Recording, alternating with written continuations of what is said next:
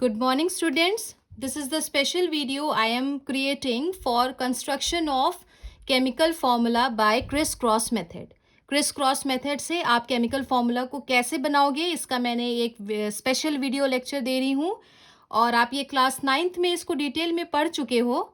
लेकिन अगर आपको फॉर्मूला बनाने में प्रॉब्लम हो रही है तो मैंने इसके लिए ये स्पेशल आपको ये सारे जितने इम्पॉर्टेंट हैं आयंस उसका एक चार्ट बनाया है।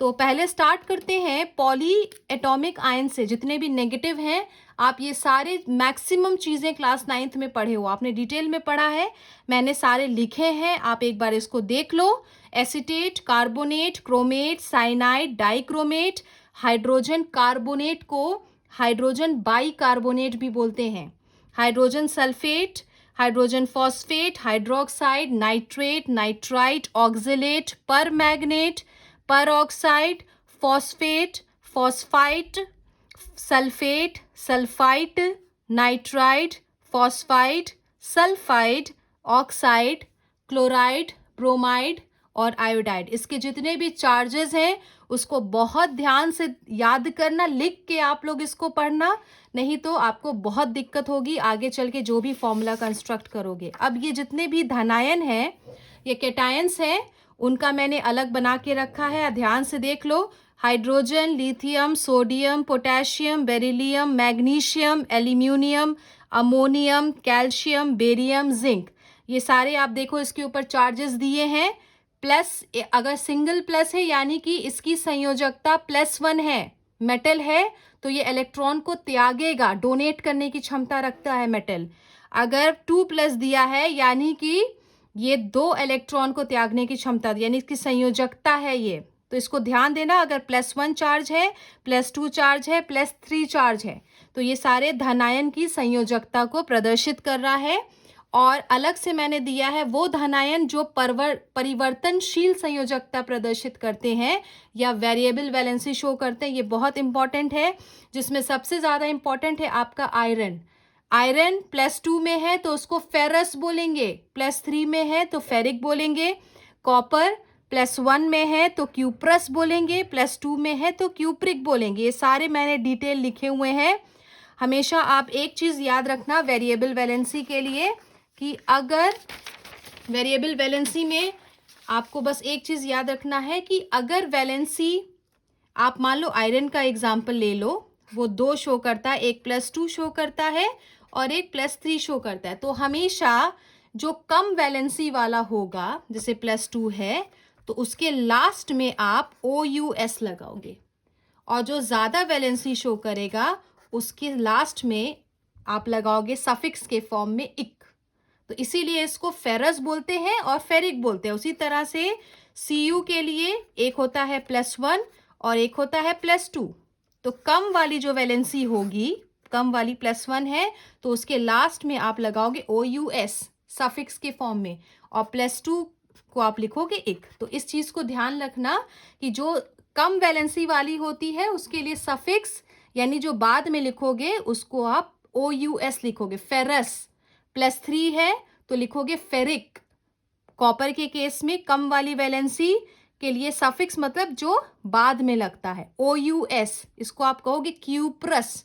और +2 जो ज़्यादा वाली है वो इक, आई मतलब क्यूप्रिक से। तो इसको अच्छे से आप लोग अपने कॉपी में नोट कर लेना और अच्छे से इसको याद कर लीजिएगा। जो जो वेरिएबल वैलेंसी शो करते हैं, बस ये याद रखना कि जो कम वाला होगा उसके लिए आप सफिक्स यूज करोगे OUS, और जो ज़्यादा वैलेंसी वाला होगा उसके लिए आप यूज़ करोगे इक। जो जितने भी हैं आप देख लो, कोबाल्ट मेनली +2 के लिए ही पूछता है, इसको कोबाल्टस बोलते हैं। टिन जो है +2 Sn+2 के फॉर्म में होता है, उसको स्टैनस बोलते हैं। +4 के फॉर्म में स्टैनिक बोलते हैं।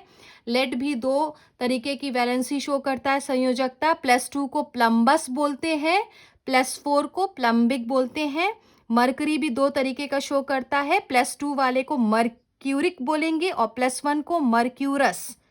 और लास्ट है सिल्वर, Ag+1 को बोलोगे अर्जेंटस और +2 को अर्जेंटिक। तो ये चीज़ आप हमेशा याद रखना कि जो कम वाली वैलेंसी होगी, कम जो चार्ज होगा, उसको अस सफिक्स OUS यूज़ करेंगे, और जो ज़्यादा वाली होगी उसको इक यूज़ करेंगे।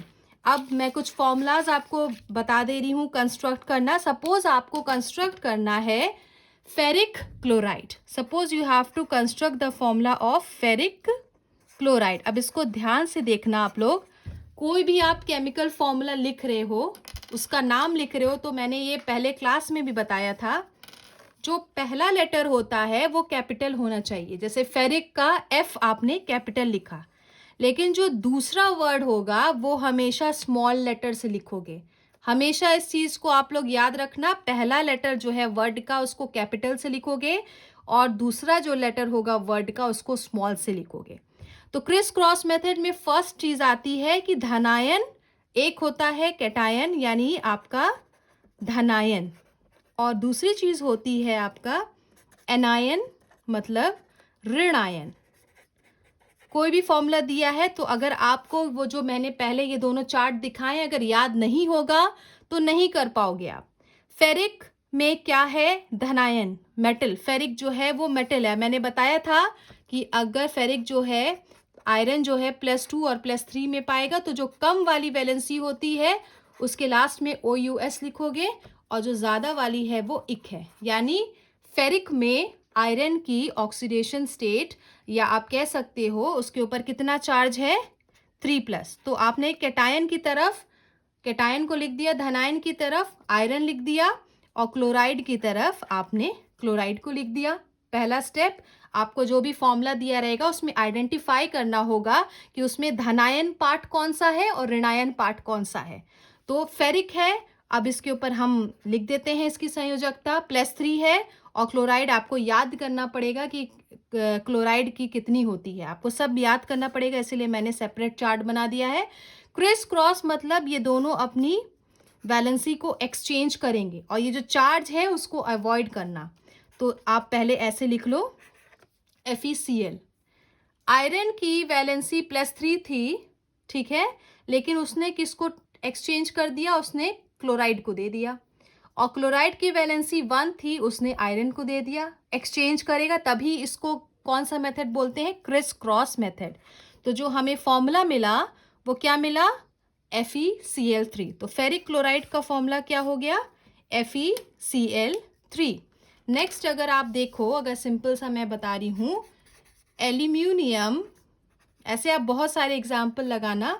Hydroxide, aluminium hydroxide. अब देखो आप लोग ध्यान से, जो केमिकल फॉर्मूला का नाम है, पहला वर्ड मैंने किससे लिखा है? कैपिटल लेटर से. एल्यूमिनियम का A कैपिटल है और हाइड्रोक्साइड का H जो है वो स्मॉल लेटर से. तो कोई भी केमिकल फॉर्मूला का आप नाम लिखोगे तो जो पहला वर्ड होगा वो हमेशा याद रखना कैपिटल लेटर से लिखोगे और दूसरा जो वर्ड का लेटर होगा उसको आप स्मॉल लेटर से लिखोगे. वही स्टेप है. आप इसमें धनायन और ऋणायन पता करो कि कौन सा धनायन है. आपको पता है एल्युमिनियम जो है वो एक मेटल है. एल्यूमिनियम धनायन की तरफ, हमेशा धनायन या कैटायन आप इधर लेफ्ट हैंड साइड लिखोगे और ऋणायन और एनायन हमेशा राइट हैंड साइड लिखोगे. तो एल्यूमिनियम और हाइड्रोक्साइड कैसे प्रदर्शित करते हो? OH से. एल्यूमिनियम पे आपको याद होना चाहिए कि इसके ऊपर कितना चार्ज होता है? +3. और OH के ऊपर कितना चार्ज होता है? -1. अब वैलेंसी को आप एक्सचेंज कर दो, मतलब एल्यूमिनियम की +3 वैलेंसी किसके पास चली गई? OH के पास. और OH की जो 1 वैलेंसी थी वो एल्यूमिनियम के पास. तो ध्यान से देखो आप इसको कैसे लिखोगे? AlOH और 3. ब्रैकेट लगाना बहुत ज़रूरी है. AlOH का होल थ्राइस. एक और एग्जाम्पल हम कर लेते हैं. कोई भी एग्जाम्पल आप ले लो. Barium sulphate. सपोज करो एक और एग्जाम्पल है बेरियम सल्फेट. बहुत सिंपल है, आपको याद होना चाहिए. बेरियम जो है वो धनायन है या कैटायन, उसको Ba से लिखते हैं और सल्फेट को SO4. फिर से मैं रिकॉल करा रही हूँ. सल्फेट देखो ध्यान से, साइज देखो. अगर सल्फेट को आप ऐसे लिखोगे, S बड़ा और O छोटा, और ऐसे लिख दोगे तो 0 नंबर मिलेगा.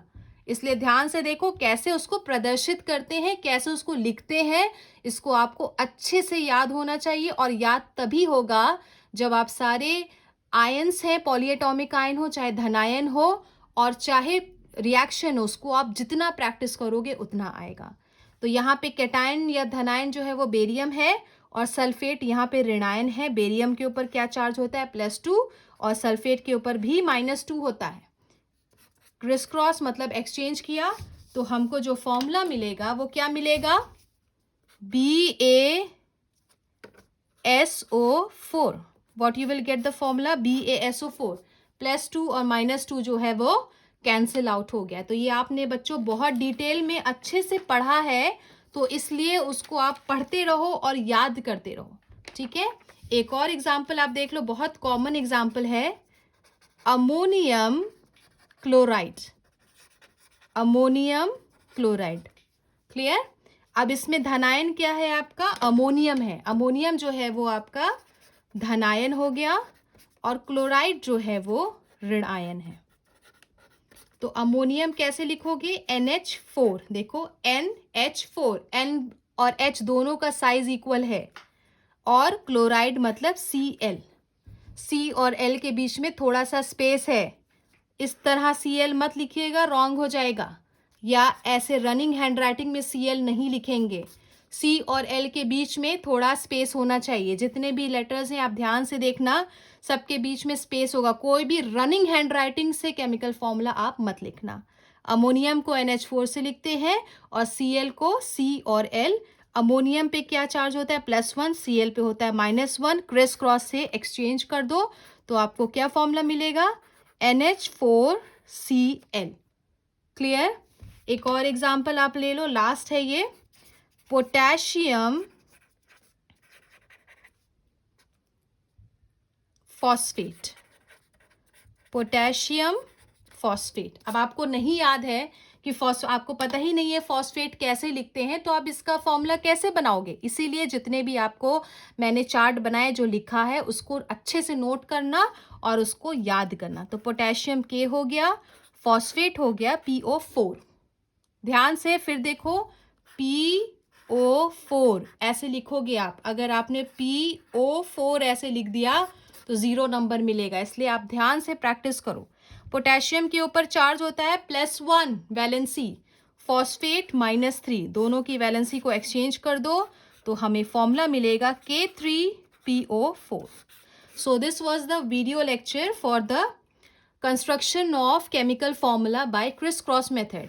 फिर से आप ये देख लो, जो मैंने ये चार्ट बनाया है ये धनायन के लिए है, जो परिवर्तनशील वैलेंसी या संयोजकता प्रदर्शित करते हैं उनको मैंने अलग लिखा है, और नॉर्मल मेटल्स को मैंने अलग लिखा है। और जितने भी पॉली एटॉमिक आयंस हैं, जितने भी नेगेटिव वाले हैं, उनको मैंने अलग लिखा है। इसको अपनी कॉपी में अच्छे से लिखना, रिवाइज करना, फिर से आप देख लो, और जितने भी मैंने सवाल करवाए हैं, और अपने आप भी आप कोशिश करना कि क्रिस क्रॉस मेथड में कैसे हम केटायन को पहले लिखते हैं, धनायन यानी ऋणायन को हम लेफ्ट हैंड साइड पे लिखते हैं, और ऋणायन को राइट हैंड साइड पे, फिर दोनों की वैलेंसीज को हम कैसे एक्सचेंज करके फॉर्मूला बनाते हैं, ये आपको आना चाहिए। सो थैंक यू स्टूडेंट्स, और नेक्स्ट वीडियो लेक्चर में मैं एसिड बेस और बाकी के जो भी चैप्टर्स हैं उसके इंपॉर्टेंट चीज़ों को मैं क्लियर करूंगी, और कुछ टॉपिक्स हैं जो ऑक्सीडेशन और रिडक्शन का एक कॉन्सेप्ट है, इलेक्ट्रॉनिक कॉन्सेप्ट, उसको करूंगी, और उसके बाद एसिड बेस को स्टार्ट करूंगी, जो मैंने ऑलरेडी स्टार्ट किया है। तो स्टूडेंट्स, आप लोग वीडियो लेक्चर कंटिन्यूअसली देखो, अच्छे से देखो और सीक्वेंस में देखो। Thank you.